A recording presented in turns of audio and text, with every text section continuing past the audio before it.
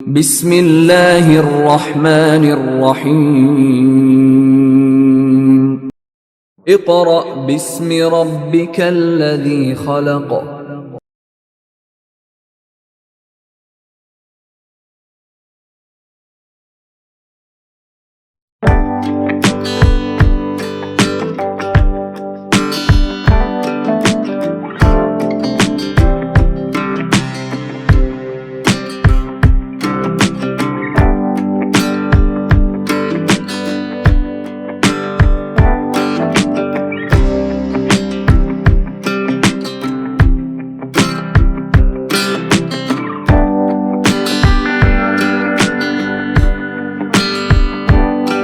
السلام علیکم ورحمۃ اللہ وبرکاتہ۔ معزز سامعین، طلباء و طالبات،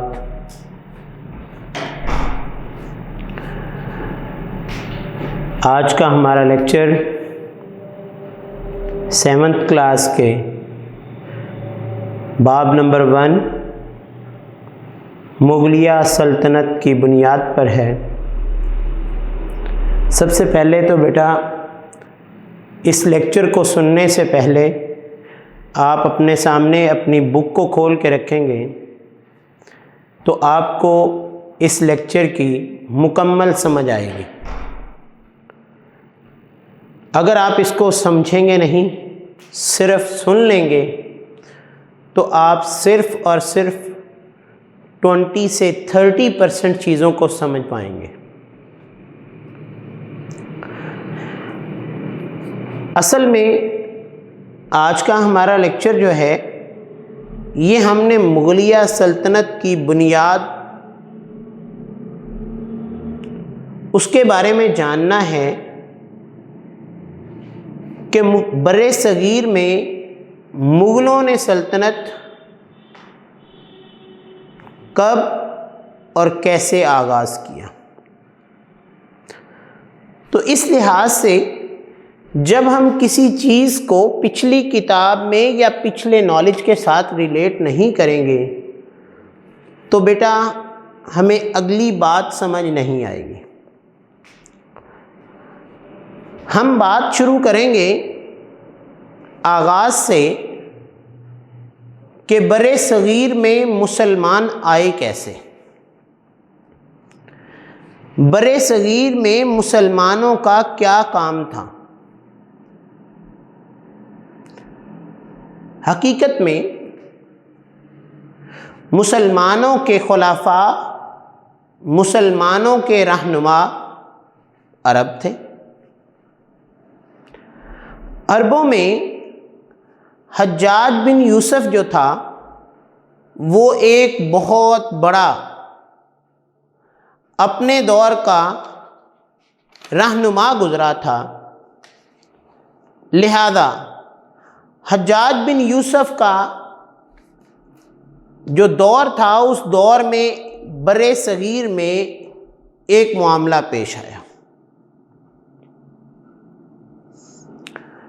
اس معاملے نے مسلمانوں کو بر صغیر آنے کی دعوت دے دی۔ وہ کیا معاملہ تھا کہ 703 میں، یہ اس سے بھی پرانی بات بیٹا میں بتا رہا ہوں، کہ 703 میں مکران کے گورنر سعید بن اسلم کو قتل کر دیا گیا۔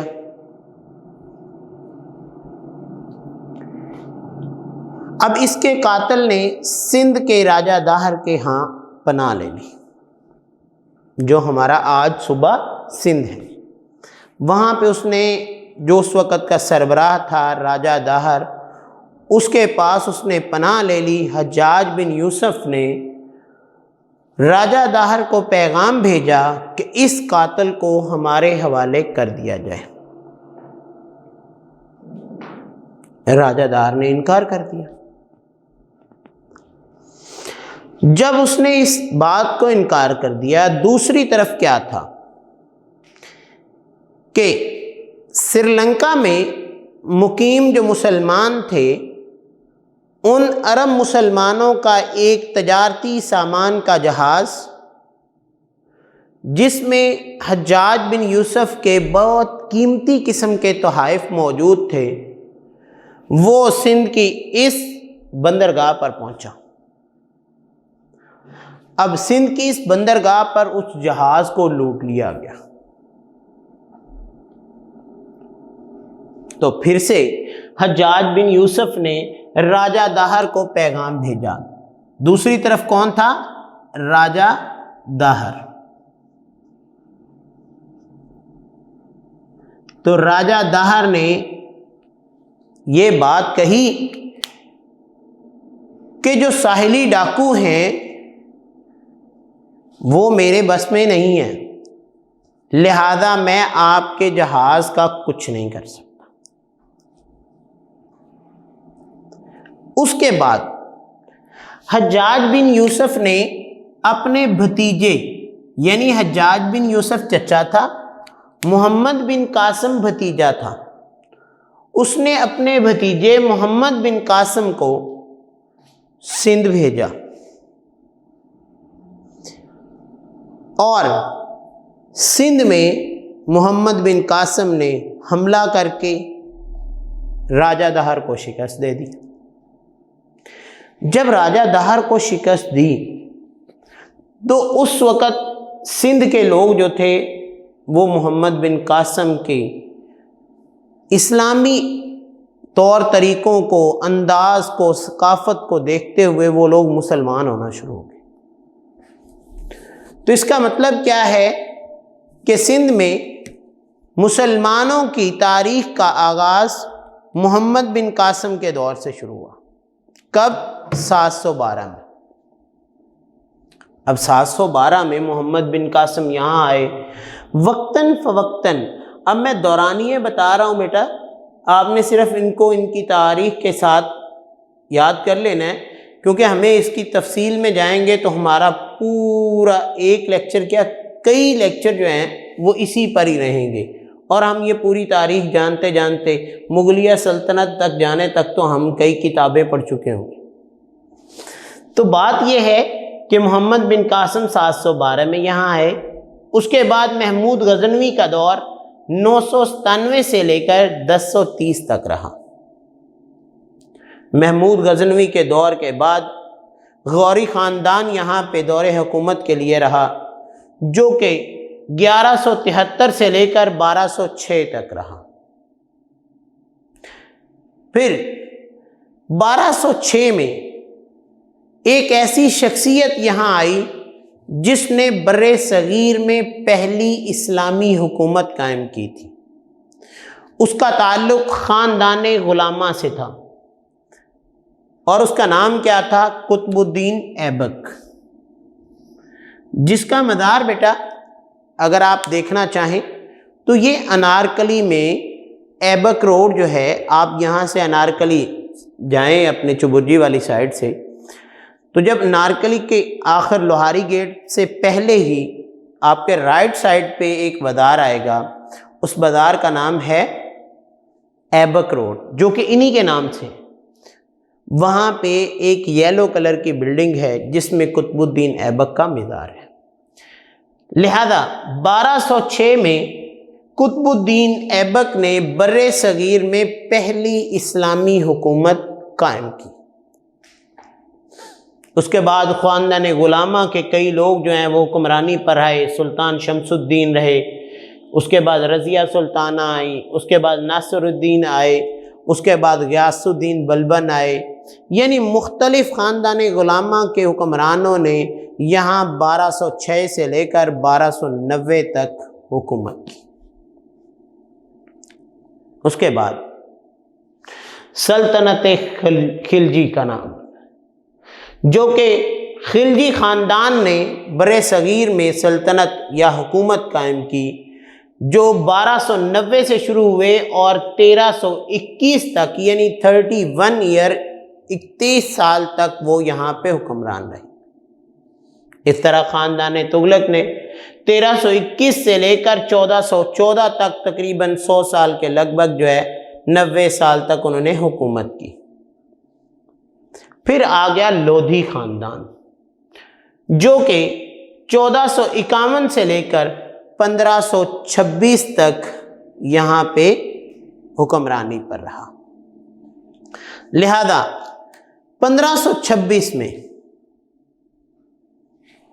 مغلیہ خاندان سے تعلق رکھنے والا ظہیر الدین بابر، جس نے برِ صغیر میں پہلی اپنی حکومت قائم کی، آج ہم اس کی حکومت کی تفصیل پڑھیں گے۔ ہم نے بات شروع کہاں سے کی تھی کہ مکران میں 633 میں مسلم حکمرانی کا سلسلہ شروع ہوا، لیکن برِ صغیر میں ہم نے حجاج بن یوسف کے جہاز پر حملہ ہونے سے شروع کی کہ 712 میں محمد بن قاسم نے جب پہلا حملہ یہاں پہ کیا، اور 633 میں جو گورنر قتل کیا گیا۔ اب یہ دو معاملات کو لے کر برِ صغیر کی طرف مسلمان بڑھے اور عربوں نے برِ صغیر پر حکومتیں کی۔ تو ہم بات کرتے ہیں کہ ظہیر الدین بابر جو ہے اس نے کس لودھی حکمران کو شکست دی تھی؟ اس نے سلطان ابراہیم لودھی جو تھا اس کو بیٹا اس نے شکست دی تھی۔ اس کے بعد اگر ہم اس لڑائی کا نام جاننا چاہیں تو ہمیں پتہ ہوگا سب سے مشہور لڑائی پانی پت کی لڑائی۔ وہ پانی پت کی جو لڑائی تھی وہ ظہیر الدین بابر کی پہلی لڑائی تھی۔ ظہیر الدین بابر کی جو پہلی جنگ تھی اسے کیا کہتے ہیں؟ پانی پت کی لڑائی۔ جو پانی پت ایک جگہ کا نام ہے بیٹا، اس جگہ کو، اس مقام کو پانی پت کے نام سے یاد کیا جاتا ہے۔ وہاں جو جنگ ہوئی تھی اسے کیا کہتے ہیں؟ پانی پت کی لڑائی۔ اب ہم ظہیر الدین کے سلسلہ نسب کے بارے میں اور اس کے تعارف کے بارے میں جانتے ہیں۔ سب سے پہلی بات تو یہ کہ ظہیر الدین بابر جو ہے وہ 1483 میں یعنی 1483 میں پیدا ہوا۔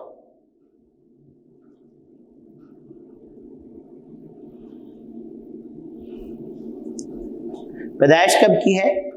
1483 کی۔ کہاں پہ پیدا ہوا؟ فرغانہ میں۔ اب بیٹا یہ فرغانہ کون سا علاقہ ہے؟ آج بھی آپ ان ریاستوں کے نام سنتے ہیں جو کہ روس سے علیحدہ ہوئی ہیں، ازبکستان، ترکمانستان، یہ جو 5-6 ریاستیں جو ہیں وہ روس سے علیحدہ ہوئی ہیں۔ ان میں سے جو ازبکستان کا علاقہ ہے اس کا پرانا نام کیا تھا؟ فرغانہ۔ وہاں پہ کون پیدا ہوا تھا؟ ظہیر الدین بابر۔ کب پیدا ہوا تھا؟ 1483 میں۔ کب پیدا ہوا تھا؟ 1483 میں۔ ظہیر الدین بابر کے والد کا نام کیا تھا؟ عمر شیخ مرزا۔ عمر شیخ مرزا۔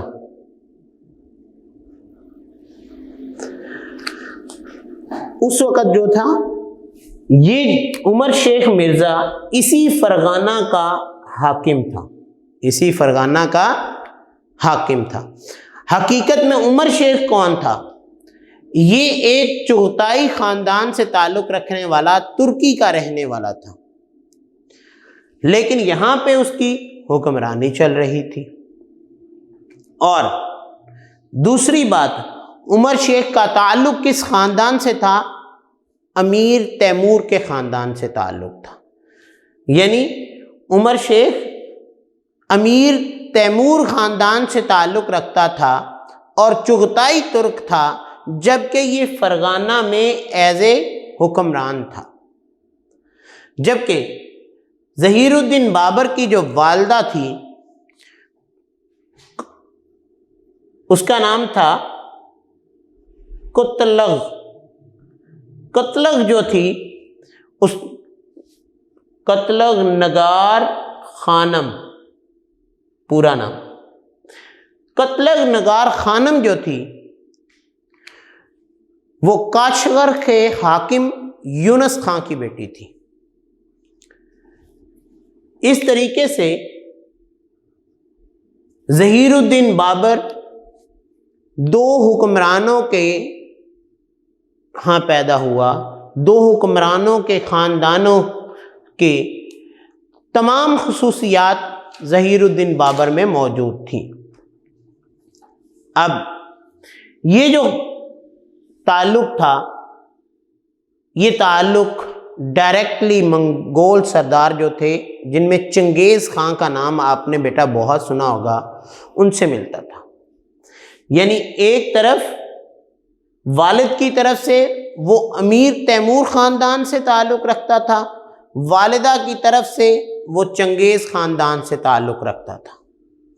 इस तरह बाबर जो था वो इंतहाई दो बहादुर ख़ानदानों का खून था, जिसकी वजह से उसकी भी रगों में वही हुक्मरानी का खून बहता था। हम अगर गौर करें, आज भी बेटा आप वो ड्रामा देखते हैं ना जिसमें मंगोलों की ताकत जो है उसको वाज़े किया जाता है कि मंगोल जो हैं वो हिम्मत, जुर्रत, ताकत के लिहाज से उनको कोई तोड़ नहीं सकता था। इसके साथ साथ इसका जो नाम था बाबर, इसके भी हम मानी जानेंगे। बाबर जो है ये तुर्की ज़ुबान का लफ्ज़ है। किस ज़ुबान का लफ्ज़ है? तुर्की ज़ुबान का, जिसका मानी है शेर। बाबर जो है वो तुर्की ज़ुबान का लफ्ज़ है जिसका मानी क्या है? शेर। तो देखिए बेटा, ज़हीरुद्दीन बाबर का तारुफ हम पढ़ रहे थे कि ज़हीरुद्दीन बाबर जो है वो 1483 में पैदा हुए। कहाँ? फरगाना में। फरगाना के हाकिम जो थे उस वक़्त वो उमर शेख मिर्ज़ा के घर में आप पैदा हुए। उमर शेख मिर्ज़ा जो थे उनका ताल्लुक़ क्या था? चुगताई तुर्क था और अमीर तैमूर ख़ानदान से वो ताल्लुक़ रखता था। दूसरी तरफ उसकी वालिदा कतलग नगार खानम जो थी, उसका ताल्लुक़ जो था वो चंगेज़ ख़ानदान से था।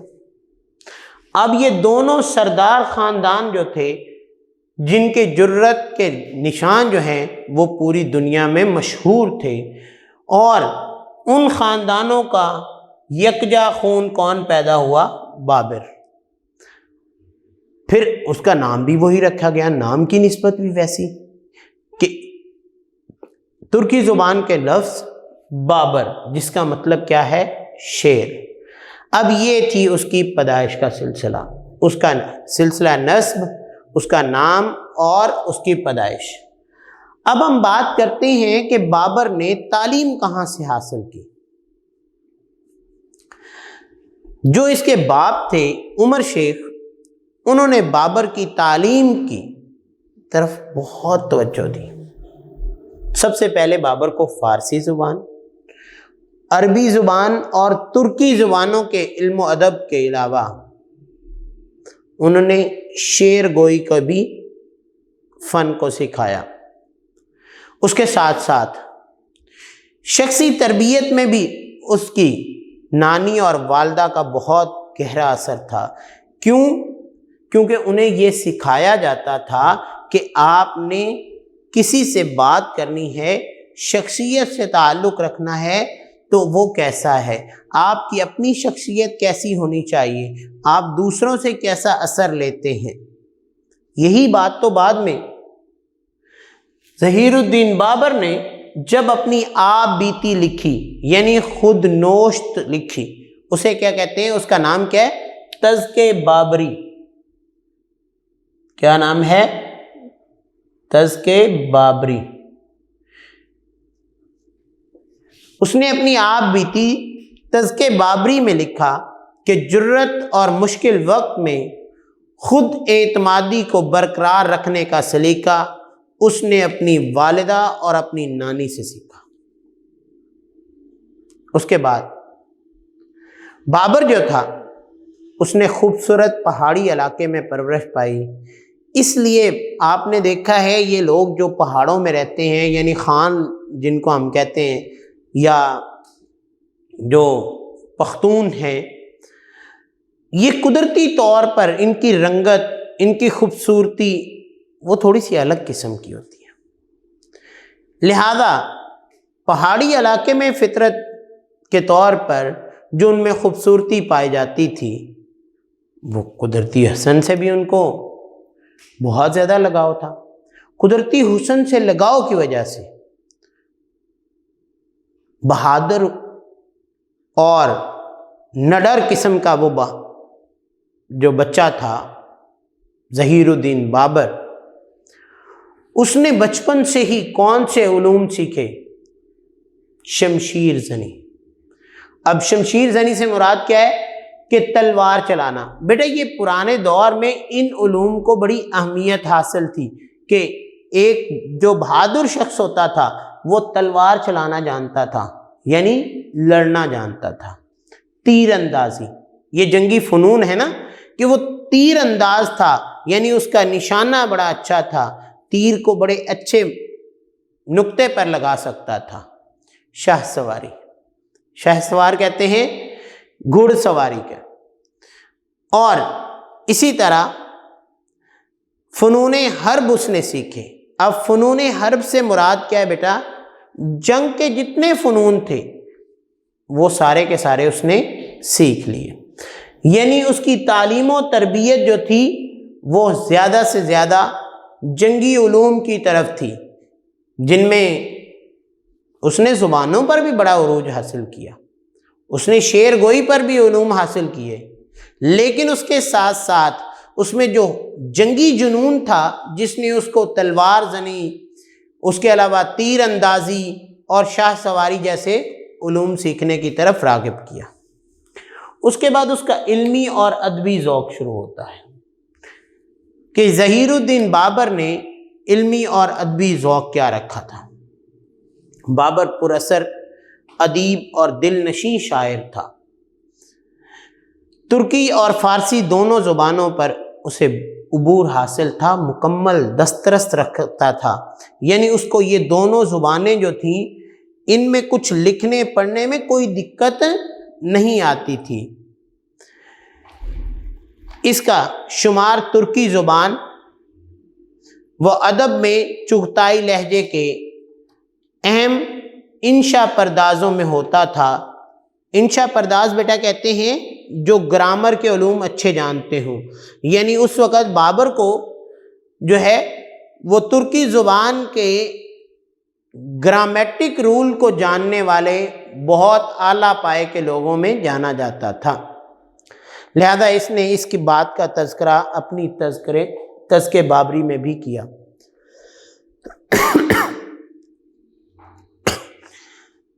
یہ جو تذکرے بابری تھی جو اس نے اپنی آپ بیتی لکھی تھی، یہ کتاب اتنی زیادہ مشہور ہوئی کہ اس کا دنیا میں کئی زبانوں میں ترجمہ کیا جا چکا ہے آج تک۔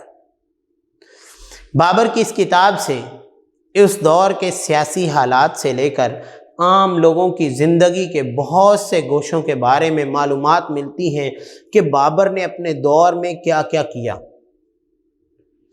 برصغیر پاک و ہند کے بارے میں بالخصوص بابر کی معلومات حیرت انگیز، کیونکہ اس نے برصغیر کے ان حصوں پر قبضہ کرتے ہوئے، ان حصوں پر معاملات کو دیکھتے ہوئے آگے بڑھا تھا جن کے بارے میں پرانے تمام حکمرانوں نے کبھی اتنا غور نہیں کیا تھا۔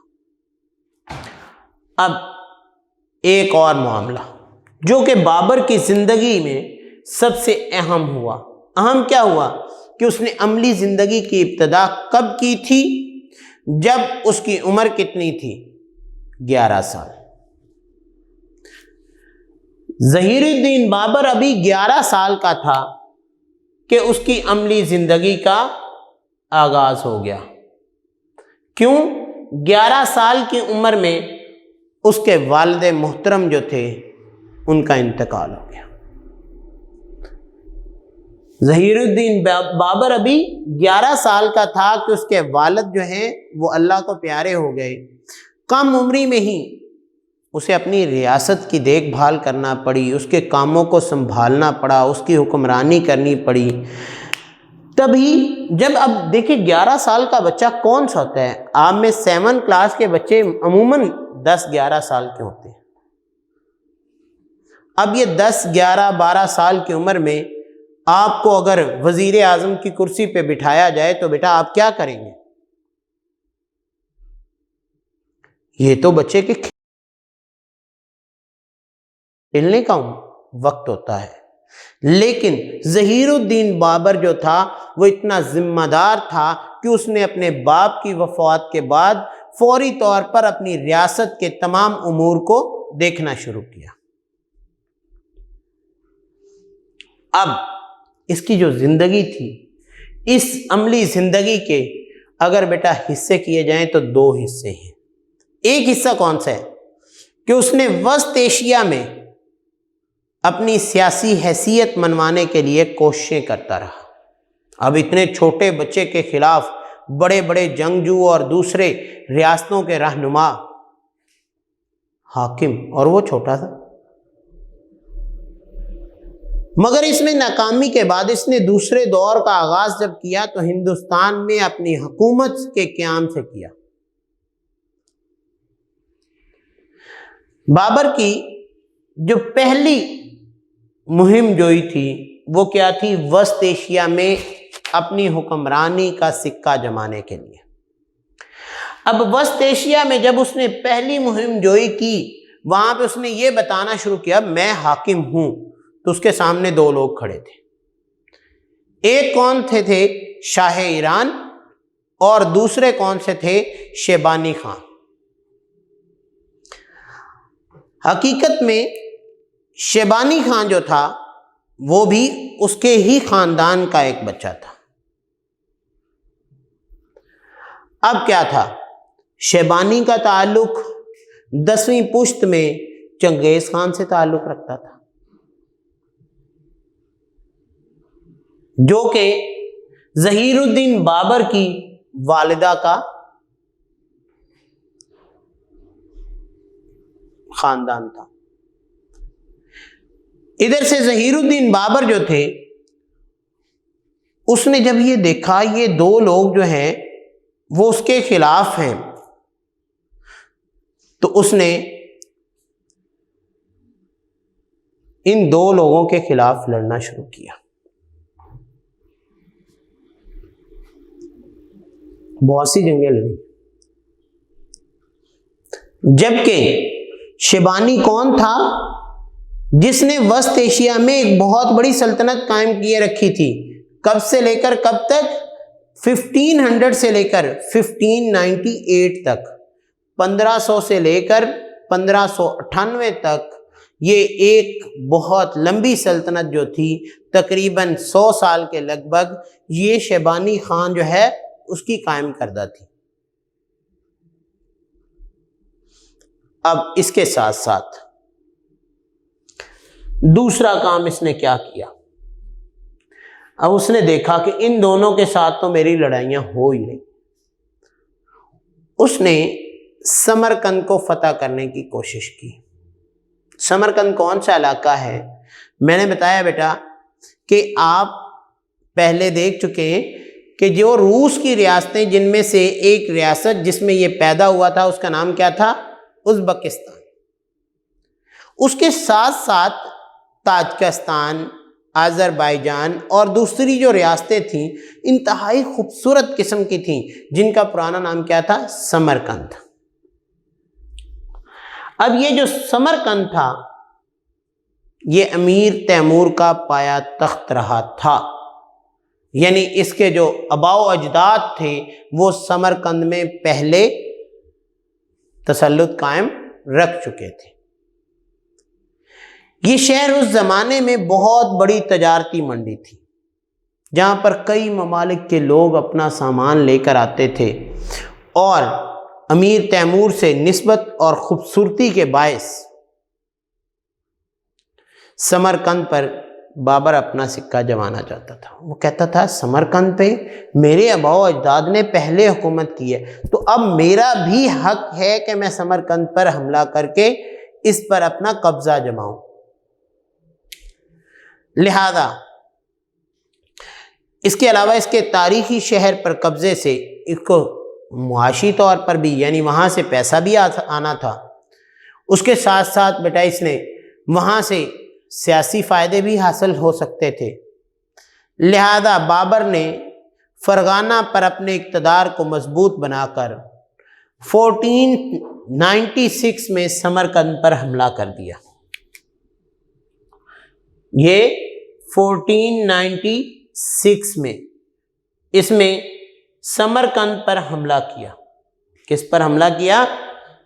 جبکہ اس نے تب تک جو فرغانہ تھا جہاں اس کی حکومت قائم تھی وہاں اس نے سمجھا یہاں تو میرا تسلط ہے ہی، اور اس نے اپنی حکومت مضبوط قسم کی قائم کی اور اس پر حملہ کیا، لیکن سمرقند میں یہ ناکام ہو گیا. پہلے حملے میں سمرقند سے یہ ناکامی کے ساتھ مڑا، واپس آ کے اس نے دوبارہ سے تیاری کرنا شروع کی. دوبارہ تیاری کر کے اس نے 1 سال کے بعد دوبارہ سمرقند پر حملہ کیا، اور اگلے سال یہ کامیاب ہو گیا. اب جب یہ کامیاب ہوا، اتنے خوبصورت شہر جو اس کی خواہش تھی کہ سمرقند اتنا خوبصورت علاقہ جو ہے اس پر میرا قبضہ ہو، تو یہ وہاں پر رہنا شروع ہو گیا. اب جب یہ وہاں پر رہنا شروع ہوا تو ابھی اس کو 11 ماہ ہوئے تھے وہاں پر قبضے جماتے جماتے. 3 ماہ اس نے قبضہ مکمل طور پر لیے تھا. ان 3 مہینوں کے بعد اس کو اطلاع ملی کہ فرغانہ پر بابر کے چچا زاد بھائی نے قبضہ کر لیا. اب سمرقند اس کو فتح کر لیا گیا. فرغانہ میں نقصان کیا ہوا کہ اس کے چچا زاد بھائی جو تھے اس نے وہاں پہ اپنا قبضہ جما لیا. اب بابر صاحب جی سمرقند سے واپس کدھر مڑے؟ فرغانہ کی طرف. ابھی وہ راستے میں ہی تھا، یعنی سمرقند سے لے کر وہ فرغانہ کی طرف جا رہا تھا، درمیان میں تھا کہ اس کے چچا زاد بھائی نے پیچھے سے سمرقند پر بھی قبضہ کر لیا.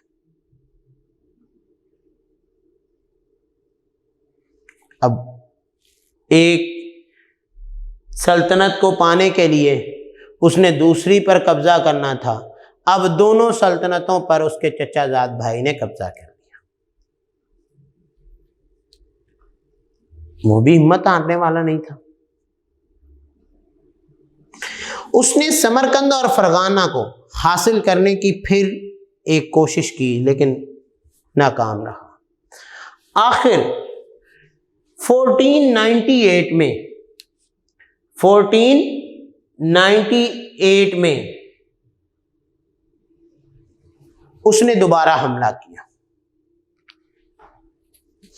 اور دوبارہ حملے میں فرغانہ کو فتح کرنے کا کام مکمل ہو گیا. 1498 میں اس نے دوبارہ فرغانہ کو فتح کر لیا. اس زمانے میں شیبانی خان نے سمرقند کو اپنی سلطنت میں شامل کر لیا. اب 1500 میں بابر نے سمرقند کو فتح کر لیا، مگر 8 ماہ بعد شیبانی خان نے یہ علاقہ پھر سے اس سے چھین لیا. اس دوران میں فرغانہ سے بابر کی غیر حاضری سے فائدہ اٹھا کر اس کے چچا زاد بھائی نے دوبارہ اس پر قبضہ جما لیا. اب جناب بابر صاحب ان دونوں علاقوں سے آزاد.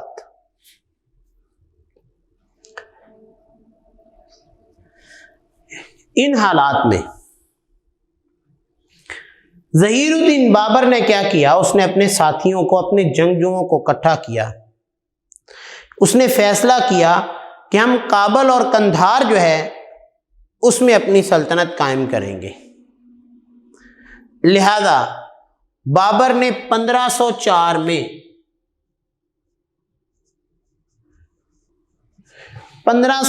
میں کابل فتح کیا اور 1511 میں شاہ ایران کی مدد سے اس نے قندھار پر بھی قبضہ کر لیا۔ لہذا ان دونوں پر جب اس نے قبضہ جمایا، اس طرح بابر نے کابل اور قندھار کی حکومت کو مضبوط کیا اور اس نے رخ کر دیا برے صغیر کا۔ یہ دور تھا 1504 اور 1511 کا۔ جب اس بابر نے کابل اور قندھار میں اپنے تسلط کو قائم کیا تو اس نے برے صغیر کا رخ کیا۔ تو برے صغیر میں اس وقت کس کی حکمرانی تھی؟ لودھی خاندان کی۔ اور میں نے پہلے بھی آپ کو بتایا ہے کہ اس وقت برے صغیر میں ابراہیم لودھی جو تھا وہ حکومت کر رہا تھا۔ تو بیٹا آج ہم نے جو پڑھا ہے وہ ظہیر الدین بابر کے آغاز سے اس کے برے صغیر کی طرف آنے والے سفر تک، کہ ظہیر الدین بابر کا تعارف کیا تھا، پیدا کب ہوا، کہاں پیدا ہوا، اس کے والد کا کیا نام تھا، اس کی والدہ کا کیا نام تھا، اس کے والد کا خاندان کون سا تھا، اس کی والدہ کا خاندان کون سا تھا۔ بابر کا سلسلہ نسب پڑھنے کے بعد ہم نے دیکھا کہ بابر کے معنی کیا ہیں، یہ کس زبان کا لفظ ہے، اس کے بعد اس کی تعلیم و تربیت کیسے ہوئی، کس نے اس کی تعلیم و تربیت میں حصہ لیا، پھر بابر نے جو اپنی تذکِ بابری لکھی اس میں کیا کیا بات تھی، علمی اور ادبی ذوق اس کا کون سا تھا، کتنے سال کی عمر میں ظہیر الدین بابر کے والد محترم کا انتقال ہوا اور وہ مسند سلطنت پر بیٹھا، یعنی سلطنت کی کرسی پر بیٹھا۔ اب ان 11 سالہ زندگی میں، یعنی 11 سال کے ایک بچے نے کیا فیصلے کرنے تھے، پھر اس نے جو مہم جوئی کی، اس کے مخالف کون تھے؟ شاہ ایران تھا، شیبانی خان تھا۔ پھر اس نے سمرقند کی طرف جو ہے وہ فتح حاصل کرنے کی پہلی ناکام کوشش کے بعد 1 سال بعد دوبارہ اس نے سمرقند کو فتح کیا۔ جب سمرقند میں ابھی ٹھہرا تھا تو اس کا اپنا جو خطہ تھا، اپنی جو سلطنت تھی فرغانہ، وہاں پر چچا زاد بھائی نے قبضہ کر لیا۔ وہ اس کو چھڑانے گیا تو اس سے سمرقند بھی گیا، فرغانہ بھی گیا۔ اب اس صورتحال میں کہ جب اس سے وہ دونوں حصے ہی چلے گئے تو اس نے نیا رخ کدھر کیا؟ کابل اور قندھار کا۔ لہذا 1504 میں اس نے کابل پر اپنا تسلط قائم کیا اور 1511 میں شاہ ایران کی مدد سے اس نے قندھار پر قبضہ کیا۔ اس کے بعد برے صغیر پاک و ہند کی طرف بابر نے حملہ کیا، اور اس وقت برے صغیر پاک و ہند میں کون حکومت کر رہا تھا؟ ابراہیم لودھی۔ تو اس کے بارے میں بیٹا ہم ورک فار ڈے 2 میں بات کریں گے۔ آج کے لیے اجازت چاہتا ہوں، اللہ حافظ۔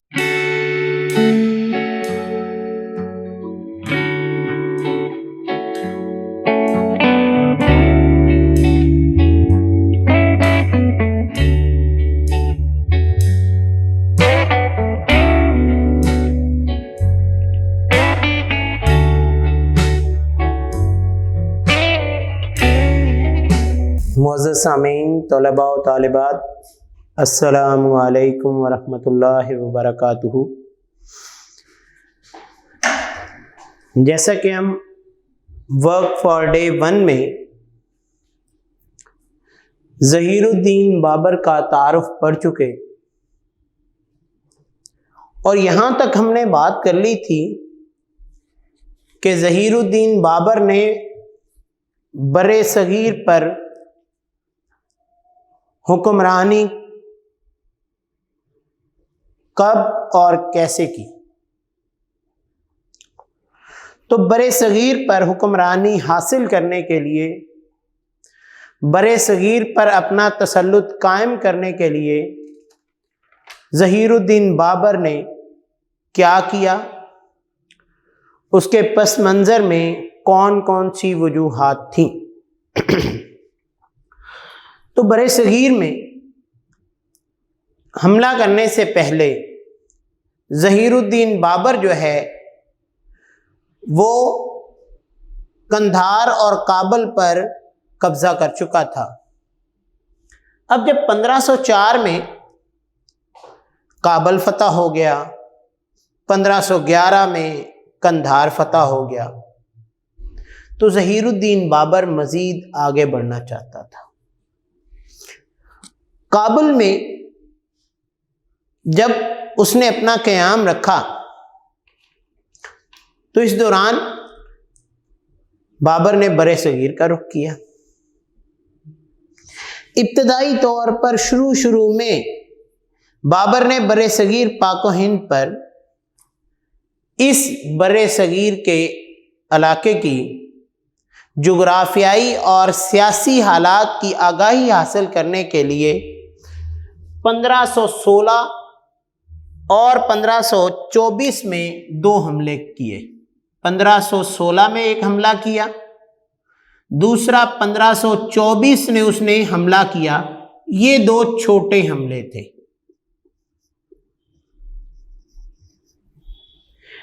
ان حملوں سے اس نے یہاں کے جغرافیائی حالات کو بھی جانا کہ کیا یہاں پر آ کے میری فوج لڑ سکتی کہ نہیں، دوسرا یہاں کے سیاسی حالات کو جانا کہ یہاں پہ کون کون حکمران ہے اور ابراہیم لودھی کے زیر سایہ کن کن علاقوں میں کون کون سے گورنر موجود ہیں۔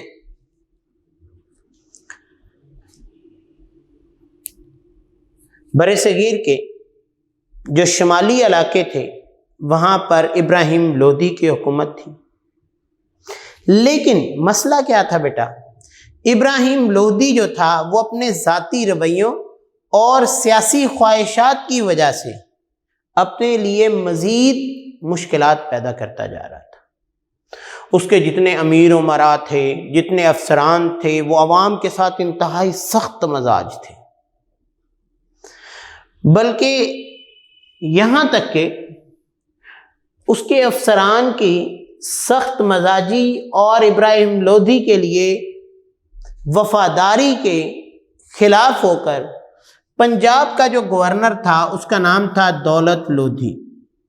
دولت لودھی نے ظہیر الدین بابر کو خود دعوت دی کہ ہم ابراہیم لودھی سے بڑے تنگ ہیں، لہذا اس نے اسے کہا کہ تم لاہور پر حملہ کرو۔ کہاں حملہ کرو؟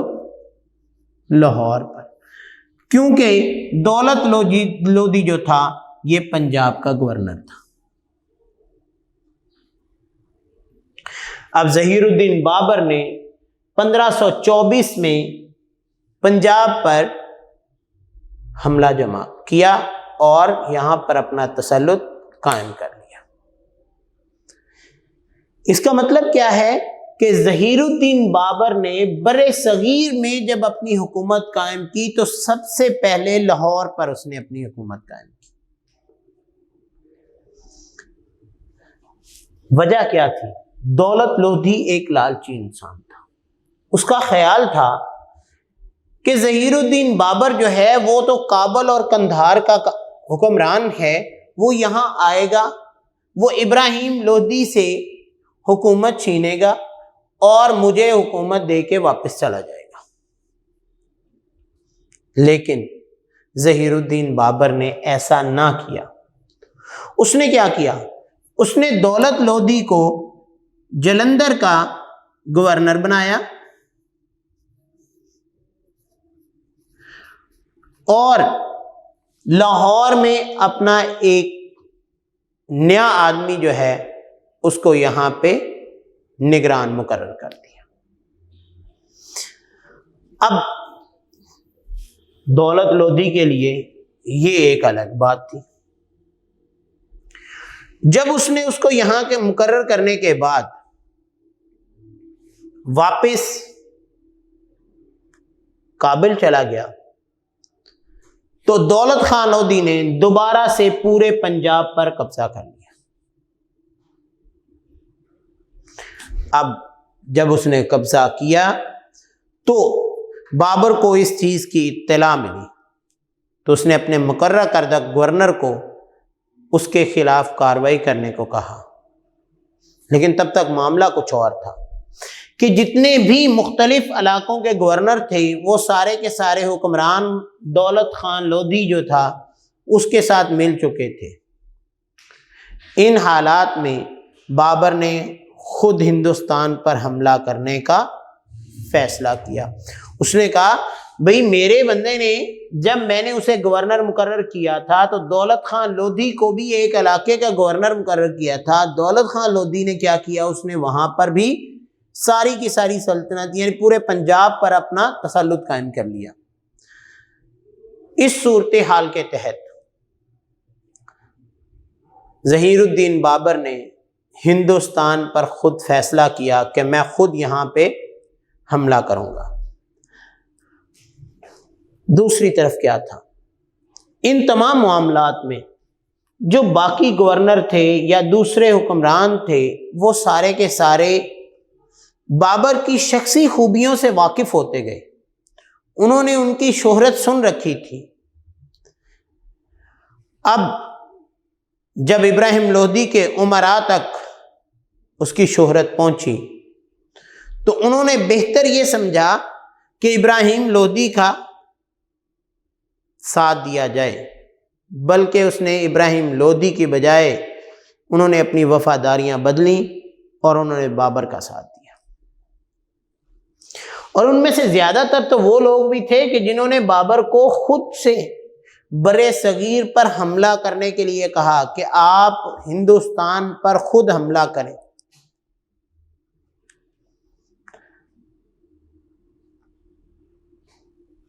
اب دوسری طرف بابر نے جب یہ سارا سوچا تو اس نے ہندوستان کے حوالے سے اپنی فوج کو منظم کیا۔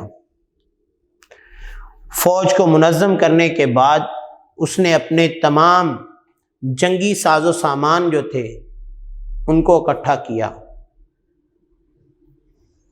جنگی حکمت عملی اپنائی، اور سب سے پہلی لڑائی اس نے پانی پت میں 1926 میں لڑی۔ پانی پت کے مقام پر اس نے 1926 میں جو جنگ لڑی تھی اس کی وجوہات کیا تھی کہ بابر جو تھا وہ کابل سے ہندوستان کے علاقوں کی طرف روانہ ہوا اور بغیر کسی حکمران کی رکاوٹ کے، بغیر کسی مزاحمت کے، کسی کے روکے بغیر وہ سیالکوٹ تک پہنچ گیا۔ اب کہاں کابل اور کہاں سیالکوٹ؟ دولت خان لودھی جو تھا اس کا بابر کے مقابلے میں ٹھہرنا بہت مشکل تھا، لہذا اس نے فوراً بابر کی اطاعت کو قبول کر لیا۔ اس نے کہا ہم آپ کے ساتھ ہیں، ہم آپ کے لیے ہیں۔ اور پنجاب کے مغربی علاقوں کو فتح کرنے کے بعد بابر نے جا کر سٹے کہاں کیا، رکا کہاں بیٹا؟ دلی میں جا کے۔ اب جہاں دلی کی جانب بڑھا، اس دوران ابراہیم لودھی کے ایک بڑے لشکر کے ساتھ پانی پت کے مقام پر ان کی جنگ ہوئی۔ یہ لڑائی جو ہے وہ اپریل 1926 میں ہوئی تھی۔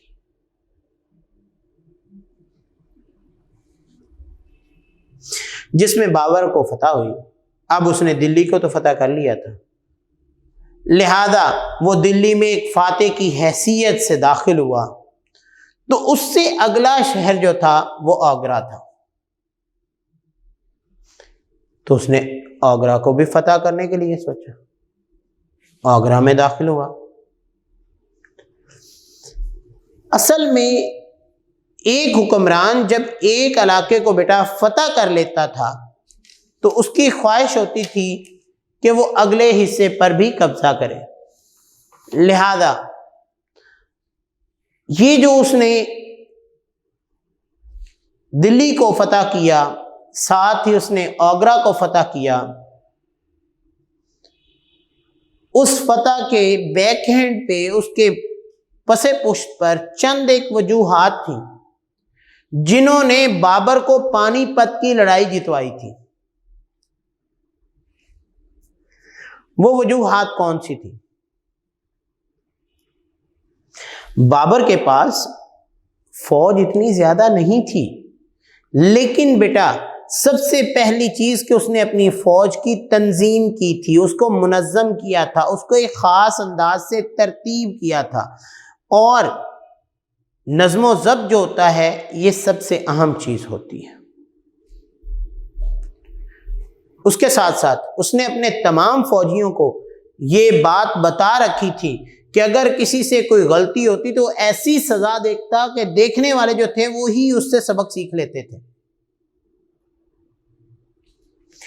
جبکہ بابر کے مقابلے میں ابراہیم لودھی اور رانا سانگا جو تھا ان کی تعداد بہت زیادہ، لیکن ان میں نظم و ضبط نہیں تھا، وہ منظم نہیں تھے، وہ ترتیب میں نہیں تھے۔ لہذا بابر نے اس وقت برے صغیر کے حکمرانوں کی افواج کے بارے میں ایک جملہ کہا تھا۔ اس نے کہا تھا ہندوستان کی فوج مرنا تو جانتی ہے، لڑنا نہیں جانتی۔ وجہ کیا؟ کہ ان میں تنظیم ہی نہیں ہے، وہ منظم ہو کے نہیں چلتے، بھگدڑ مچ جاتی تھی، فوج کے اپنے ان کے جو بندے تھے وہی ایک دوسرے کے نیچے آ کے مرنا شروع ہو جاتے تھے۔ دوسری بات کیا تھی؟ برے صغیر میں توپ کی ٹیکنالوجی استعمال کرنے والا ظہیر الدین بابر پہلا شخص تھا۔ اس کی فوج میں اس کام کے لیے اس نے ایک مخصوص دستہ رکھا تھا جس کی قیادت ایک ماہر توپچی کرتا تھا جو توپ کو چلانے میں مدد دیتا تھا۔ اب بابر کی فوج تھوڑی، لیکن اس میں ایک توپ خانے کا ہونا مخالفین کے لیے، حریفوں کے لیے ایک بہت الگ سی بات تھی، کیونکہ وہاں پہ تیر، تلوار، جنگی ہتھیار یہ چھوٹے موٹے تو سب کے پاس تھے، لیکن اب ایک، جیسے آج ہم کہیں کہ ایک جو ہے وہ ملک، وہ ایٹمی طاقت ہو، دوسرے ملک کے پاس صرف بندوقیں، توپیں ہوں، تو کیا وہ لڑ سکتے ہیں؟ نہیں۔ لہذا اس کے پاس جو توپ تھی اس کو دیکھ کے ہی پہلے تو حریفوں کے چھکے چھوٹ گئے۔ دوسری بات، اس وقت جنگوں میں بیٹا استعمال ہوتے تھے ہاتھی، گھوڑے۔ ابراہیم لودھی جو تھا اس کی فوج میں بہت بڑی تعداد میں ہاتھی موجود تھے۔ اب ظہیر الدین بابر نے جب توپ کا استعمال کیا تو وہ ایک اتنا بڑا ہتھیار دیکھ کر اور اس کے گولوں کی، اس بارودی گولوں کی وجہ سے، ان کی آواز سن کے جو ابراہیم لودھی کی فوج کے ہاتھی جو تھے وہ ڈر کے واپس بھاگے، اور اس کے اپنے آدمی ہی ان ہاتھیوں کے پاؤں تلے روندے گئے، جس سے کیا ہوا؟ ابراہیم کی وہی ہاتھی طاقت تھے، وہ ہاتھی پیچھے کو۔ اس کے بعد بابر نے ایک فوجی حکمت عملی اپنائی۔ وہ کیا تھا؟ وہ جنگ لڑنے سے پہلے پلاننگ کرتا تھا، حکمت عملی بناتا تھا، ارد گرد کے ماحول کو دیکھتا تھا، اپنے بندوں کی طاقت اور دشمن کی طاقت کا وہ اندازہ لگاتا تھا، اپنے سپاہیوں کی کارکردگی کو مد نظر رکھتے ہوئے وہ دوسروں کے ساتھ لڑتا تھا۔ مثال کے طور پر ابھی ہم بات کر رہے ہیں پانی پت کی جنگ میں، اس کی تعداد بہت تھوڑی، اس کے مخالفین ایک بڑی تعداد میں تھے، لیکن اس نے کیا کیا؟ اس نے ایک حکمت اپنائی۔ اب اس نے اپنی فوج میں چھکڑے شامل کر لیا۔ اب چھکڑا ہوتا ہے اتنا زیادہ چوڑا، ایک آدمی اتنی جگہ۔ اب چھکڑوں کی وجہ سے وہ فوج اتنی زیادہ محسوس ہوتی تھی. جب چھکڑوں کی ایک پوری قطار کا استعمال ہوا جس کا مقصد دشمن کو پیش قدمی سے روکنا تھا، اب اگر 4 فوجی آ رہے ہیں ادھر سے، ایک زور سے چھکڑا جو ہے ان کے سامنے، وہ ان کو روکنے میں مدد دیتا تھا. دوسرا کام کیا کرتا تھا بابر؟ وہ جب جنگ لڑتا تھا تو خندق کھدوا سکتا، کئی رکاوٹیں کھڑی کر کے وہ اپنی فوج کو پہلے محفوظ کرتا تھا، اور پھر جنگ میں کوئی بھی حرکت ہوتی تھی تو وہ ہر حرکت سے واقف ہوتا تھا. بڑی حاضر دماغی کے ساتھ، یعنی چوکنا رہتے ہوئے، باخبر رہتے ہوئے وہ اپنی فوج کی تمام حرکتوں کو، سرگرمیوں کو کنٹرول کرتا تھا. جبکہ بابر کے مقابلے میں جو ہندوستان کے فوجی تھے وہ جنگی حکمت عملی سے اتنے واقف نہیں تھے، کیونکہ جیسے آپ سمجھ لیں کہ آپ کی کلاس کو ایک منظم انداز سے ترتیب سے بٹھایا جائے، جیسے آپ بینچز پہ بیٹھتے ہیں، تو کیا ہوگا؟ ایک ٹیچر بھی بآسانی آپ کو پڑھا سکے گا، آپ میں سے ہر ایک کی پہچان کر سکے گا، اور آپ کو اچھی بات بتانے میں سے کوئی دقت نہیں ہے. جبکہ ایک جگہ پر آپ اکٹھے اتنے ہی 30-40 بچوں کو کھڑا کر دیا جائے اور انہیں کہا جائے کہ ٹیچر کی بات سنو، آپ کو پڑھانے لگے ہیں، وہ تو اپنی باتوں میں مشغول ہوں گے، ان میں نظم و ضبط نہیں ہوگا تو وہ کچھ نہیں کر پائیں گے. ایسے ہی ابراہیم لودھی کے پاس تعداد بہت زیادہ، لیکن اس کے پاس فوجی حکمت عملی نہیں تھی، اس کی فوج منظم نہیں تھی، وہ لڑنے کے بجائے بے ترتیبی میں اور بد نظمی سے اپنا ہی نقصان کر بیٹھتے تھے. اس کے ساتھ ساتھ ایک اور کام بابر نے بہت کیا. آج ہم بھی پاک آرمی کے ترانے سنتے ہیں، ان کا مقصد کیا ہوتا ہے؟ آپ جب ان کو سن رہے ہوتے ہیں تو آپ میں ایک خاص جذبہ، شوق، ولولہ پیدا ہوتا ہے.